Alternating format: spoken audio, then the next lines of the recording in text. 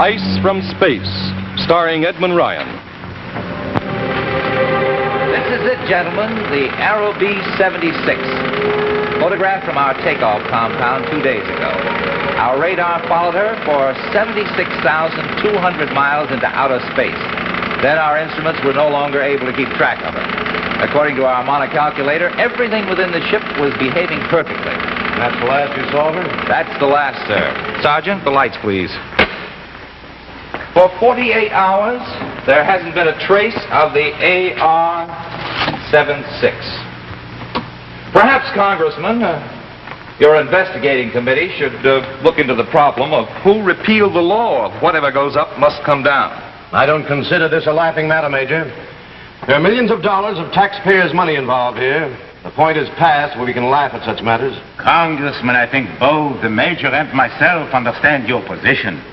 As head of the scientific division here, I'm more concerned right now with the fact that we have a new, unexplainable phenomenon. That rocket must come down. The question is, when?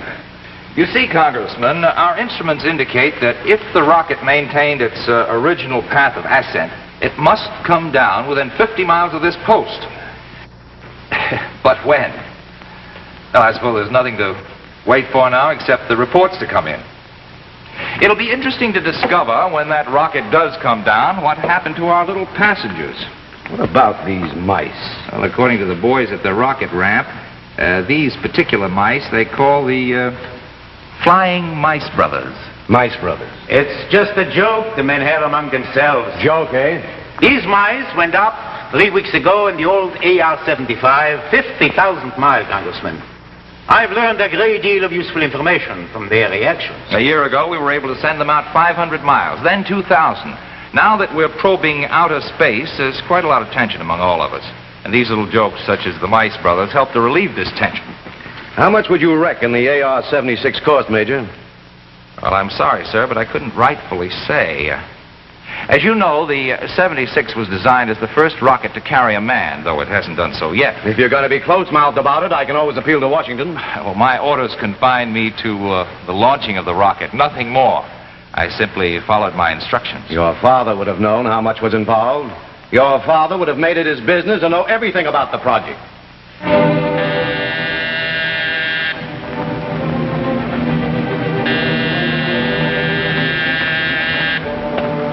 Yes? Major, they've tracked the AR-76. She's down. Where? On the Baker Ranch. They called in, said their kids have already located it in a mesquite. Kids? Sergeant, get Lieutenant Garcia to take a detail over there right away. Yes, sir. Get the Baker family on the phone. Tell them that AR is government property and to keep their kids away from it. Yes, Major. Have him take a recovery group out there and get a report back to me as fast as possible. Now get a move on. Well, that's it. The Baker Ranch is not more than 10 miles from here. Well, she finally came down. But why the delayed return? She should have come down within hours after the takeoff. What do you make of this, Dr. Meshkel? It's strange. Very strange. Are you making any guesses as to what we'll find inside? Not just now. I think we better wait and see it for ourselves. I hope it's not badly damaged. After all, these things cost lots of money. 1 o'clock. Any idea how long before we'll be able to see it? We'll wait for word from the recovery group, Congressman.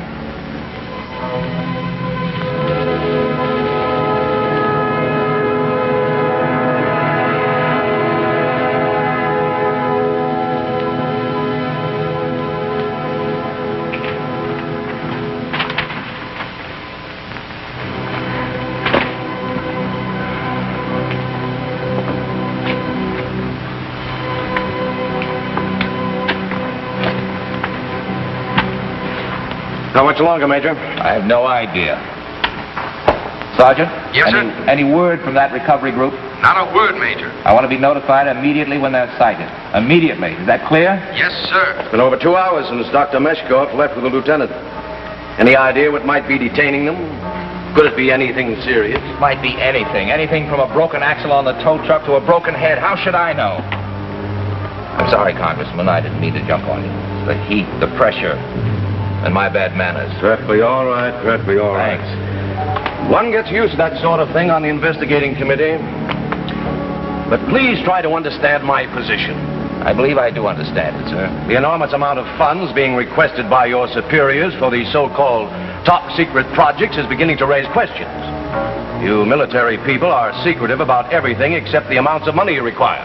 Naturally. And quite naturally, my committee became curious, quite curious about these new explorations into outer space. They've expressed a desire to know why money is being expended for such items of expense as your flying mice brothers, as you put it.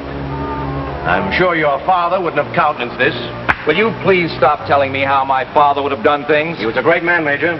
A credit to his country and to you. This is my problem, not his. I'm running this project, not my father.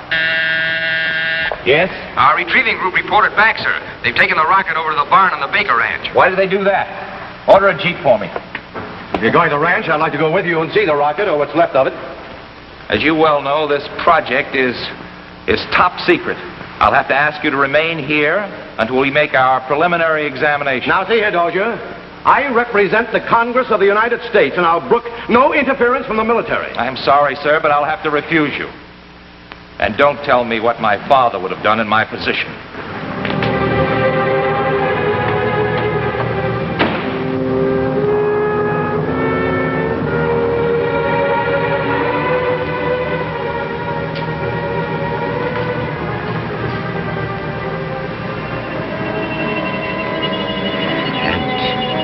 According to the Baker kids, according to them, when they pried off the back plate of the rocket, they found this object inside.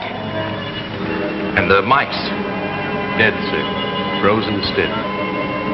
There was no evidence that the rocket had been tampered with during its ascent or descent. Doctor, what is the possibility that something or someone could have dismantled this projectile somewhere out in space and then put in this thing? Common sense would make me say that such a thing is an impossibility. Yet, here it is. It was not in the AR-76 when it went up. Now, here it is. Who is to say how such things happen? Then what next? I must have time. I must analyze this substance, test it, see what it's made of, discover its properties. Very well, Dr. Meshkoff. My facilities are at your command. I don't know. Perhaps it came through the hull while it was in a gaseous or liquid state. Then, once inside, it turned solid. You mean it may have seeped through the metal? I'm only guessing, Major. I've arranged to have Lieutenant Garcia move it here in order that it may be further investigated and analyzed, sort of in isolation. I have never seen anything like this. Harder than steel or any new alloys. Glowing like molten lava. Yet freezing the very air about it with growing intensity. Notice how cold it is in here, Major. It must be 20 degrees colder than outside. Let's get back to the office. Lieutenant Garcia, the film from the camera that were in the rocket. Right here, sir. Good. Get him to the lab, quick. Yes, sir.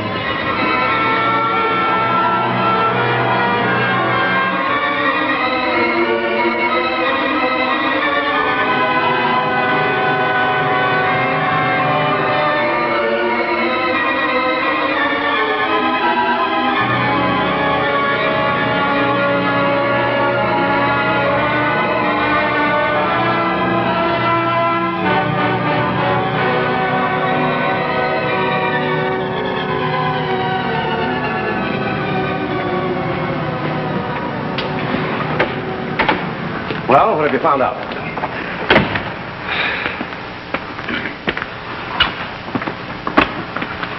Well? I'm afraid nothing. Nothing more than we knew before. It's a strange thing we have on our hands. You don't have to tell me that. But I've got to report back to Washington. I want something concrete. I can't send a wire saying we have something strange in our hands. Congressmen have sent stranger messages than that, Mr. Burns. Now, see here, Dozier. I've taken about all I can stomach from you. You've been rude and uncooperative. And I'm going to blow the lid off this thing. You'll do nothing of the kind. I'm slapping security on you and this entire project. This whole area is under quarantine. You're not moving out of here or sending any messages until I clear with Washington. Major Dozier! Major! Now, what is it, Sergeant? It's the photo lab, sir. They say Get to the point. It's Lieutenant Garcia, sir. What's happened to that film? It's not the film, sir. It's... Something happened to the lieutenant. Sergeant, speak up.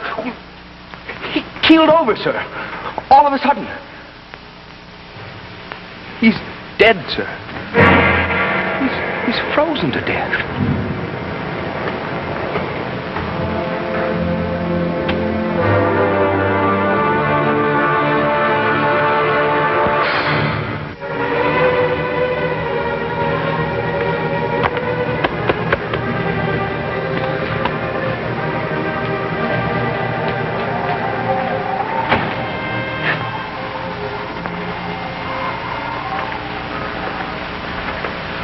Hello, Congressman. Major, What can I do for you? you get me out of here for one thing. Oh? Well, I've been willing to go along with you. Unaccustomed as I am to living in an encampment, in sleeping bags, eating out of cans, it's been a good experience for me, a good experience. For 3 days. But this is your job, your problem, not mine. Oh, thanks. And I think it's about time I got back to Washington. Sort of a case of cold nose as well as cold feet, sir. If you wish to put it that way, then why not? With that unearthly substance in the barn near the camp, why, in 3 days it's frozen hundreds of miles of desert land in the middle of the summer. 75 miles. 75 or 175, what does it matter? Whatever it is, there doesn't seem to be anything you can do about it. Let's turn this country into the Antarctic in no time at all. And with worse effects. Well, don't you consider the death of those 12 men or those youngsters, those poor Baker children?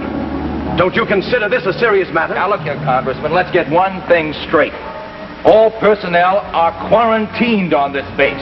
No one moves out of here under any conditions until we've seen this thing through. And that means you.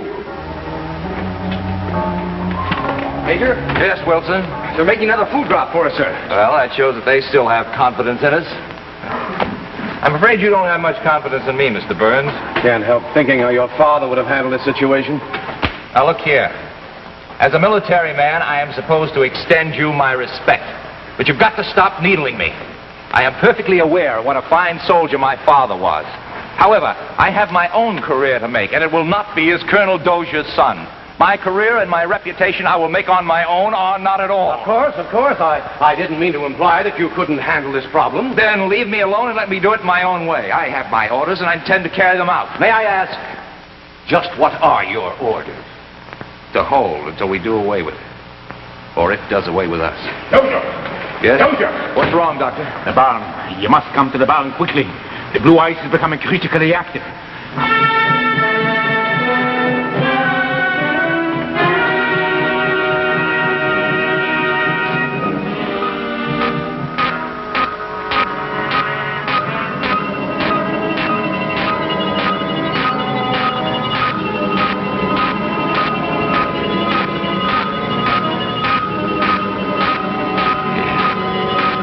Does seem worse. Much worse. What do you mean, Doctor? Well, after the first 24 hours, it seemed the radiations seemed to level off. Like an invisible glacier, slowly moving, growing. But now, its radiations have doubled in intensity. Double, but how? Why? 6 hours. In less than 6 hours, it contaminated more of the surrounding area than it has in the last 3 days. It's unbelievable. Yes. Even with it stretching out before your very eyes, mile after mile of frozen desert, gleaming under a hot sun at sub-zero temperature. Can't go on like this. It mustn't. What'll happen when it's sighted by some tourist or engulfs one of these desert towns? Fortunately, this mesa was selected originally because it was isolated. Now I've made this whole zone a heavily guarded area 500 miles wide. But with its increased intensity, there isn't much time before the French will envelop a town here, a railroad junction there, and then the panic will begin. I know. There must be some way. There has to be a way. It's no use. No use. We have tried everything within our resources to destroy it, to change its substance, heat, acids, firepower. Don't you have any idea what it is? A molecular structure completely unknown to us. Neither vegetable nor mineral. I believe this frozen thing may be alive. And possibly in communication with others on the periphery of outer space. Others like that one? Why not? What would they want here? The heat and the warmth of our world, which has been previously denied them by the protective gases that surround us, until we provided them with a conveyance, the AR-76, self-powered, designed to provide protection from the friction of descent. But who can know their real purpose? The only thing that matters now is the removal of this cosmic substance. Its destruction before it destroys us and contaminates the earth mile by mile. Our farms, our cities.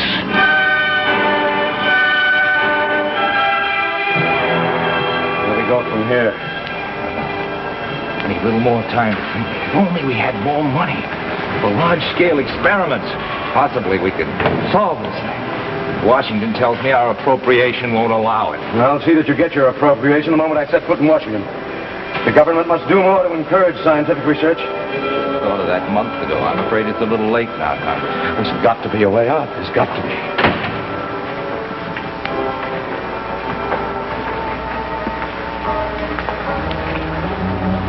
Anything new? Nothing at all. Ozone area keeps expanding and growing faster and faster. We are now in the middle of a patch of ice and snow 300 miles in diameter. I think we are beaten. This can't be. We can't give up now. What would you have us do? Sit here until the whole country becomes a frozen wasteland? Not unless you have any other suggestions, Major. As for me, I'm tired. Doctor, is the AR patched up yet? Yes, the damage was relatively minor. It's all fixed up again, ready to fly. Why do you ask? Oh, no reason in particular. Surely you don't have in mind sending the 76 up again? I don't know. That would be madness. Doctor, we can't sit on our hands. Something must be done. What can we do? It might come down with still another piece of ice in it, and there, where would we be? He's right. If that's what you're thinking of, get it out of your mind.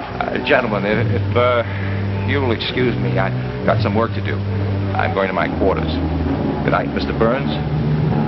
Good night, Doctor.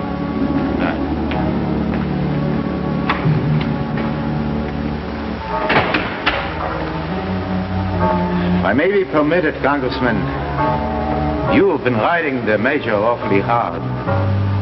Yes, I'm afraid I have. He has an enormous responsibility, not only to the men on this post, but with this new thing, perhaps, to the rest of the country. Major is a very good man. He'll solve it somehow. I have the greatest confidence in him.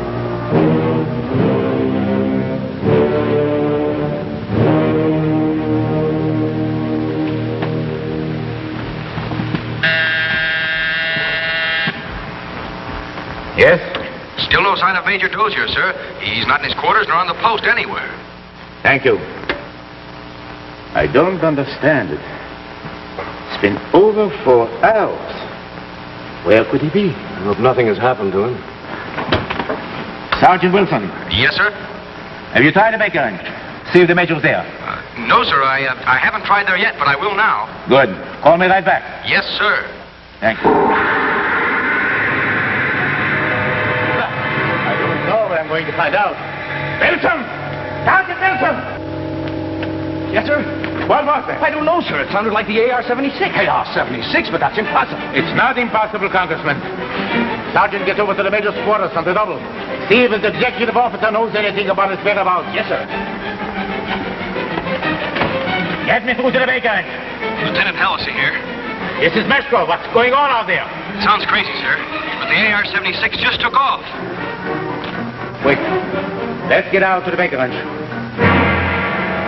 I tell you, sir, I don't understand.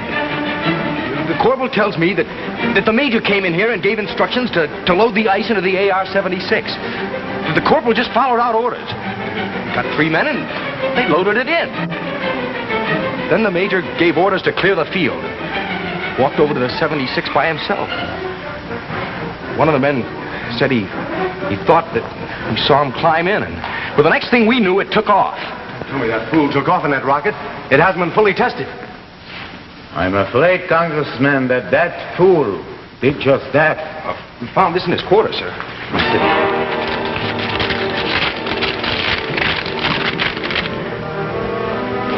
Dear Dr. Meshkov, I hope this does not spoil any of your fancies, scientific theories, but it seemed to me like the only way. I know that eventually you would have found out all about the ice from space, but who knows how much longer we would have to wait.